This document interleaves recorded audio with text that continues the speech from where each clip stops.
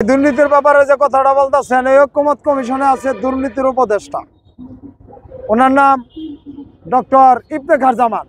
উনি transparency international TIB নামে একটি সংস্থা চালায়, যার কাজ হলো গোটা বিশ্বে কোন দেশে কীভাবে দুর্নীতি হয়, কীভাবে টাকা পাচার করা যায়, দুর্নীতির অর্থ কীভাবে হাসিল করা যায়, এই রুট তৈরি করা।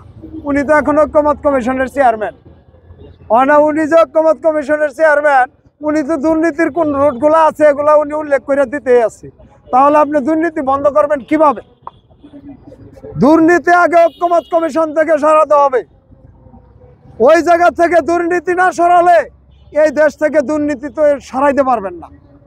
ওই যে আমি যার নাম বললাম, উনি ইফতেখার জামান, উনি ওই বাংলাদেশ দুর্নীতিতে 10 নম্বর প্রতিযোগিতায় চ্যাম্পিয়ন হয়ে আসছেন। আমি এটার খবর পাই ওই মাইডাস বিল্ডিং এর সামনে গেছিলাম। আমি বলছিলাম যে আপনি গোটা বিশ্বের দুর্নীতির খেলা মাঠে গড়াইতে পারেন, আর চোখের সামনে রিক্সা চালক মৌলিক অধিকার বঞ্চিত, আপনি তো আমাদের নিয়ে কিছু বলেন না। উনি আমাদের নিয়ে কিছু বলেন না। উনি নাকি বড় বড় লোকের টাকা কিভাবে পাচার করে ওই রুট তৈরি করে। উনি দেশের মানুষের কিভাবে ভাগ্য পরিবর্তন হবে এই চিন্তা করেন না। এখন আপনি এই কমিশনের মধ্যে সংস্কার করে দুর্নীতিমুক্ত একটা গণতন্ত্র কিভাবে পাবেন? যে এভাবে প্রশ্ন করলে তো প্রশ্নের উত্তর শেষে জবাব দেওয়ার কোনো লোক থাকে না। দুর্নীতি সরাবেন কিভাবে? দুর্নীতির নকশা তো ওই জায়গার থেকে করা হচ্ছে। কোন জায়গায় দুর্নীতি নাই কন্ত? কোন জায়গায় দুর্নীতি নাই? এই যে নেতাকর্মীরা মিছিল করে এই জায়গাও দুর্নীতি আছে। আমি দেখলাম এক মিছিলে লোক লয়ে গেলাম, উপরের নেতা যা দিছে আমি নিচের নেতা অতটুক পাই নাই। তাহলে আর দুর্নীতি কোন জায়গাতে সরাবেন? আমার নিচে যেটি আছে এটি তো বিদ্রোহ করে বসছে, আরো পায় নাই, বুঝছেন? তো এটা সরাইতে পারবেন?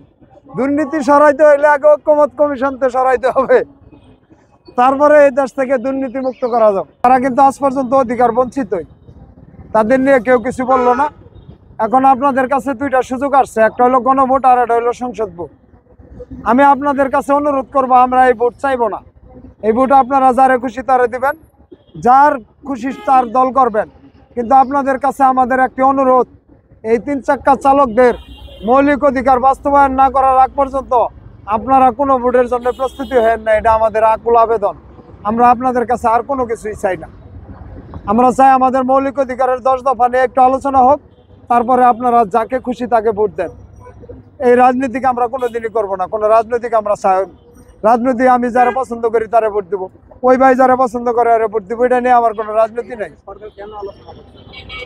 এটা নিয়ে সরকার আলোচনা করতেছে না। এই জায়গায় রাজনীতিবিদদের একটি দ্বিমত আছে। তারা গত 54 বছরে এই 3 চাক্কা চালকদের অধিকারের যে বাজেটটা তারা বিভিন্ন মেয়াদে আইনা খায়।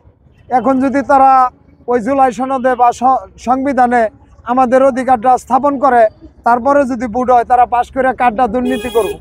এই জন্য আমাদেরটা নিয়ে কেউ কোনো কথা বলতেছে না, আমি যেটা মনে করতেছি আর কি। আর তা না হলে আমাদের 10 দফাতে এটা যৌক্তিক দাবি।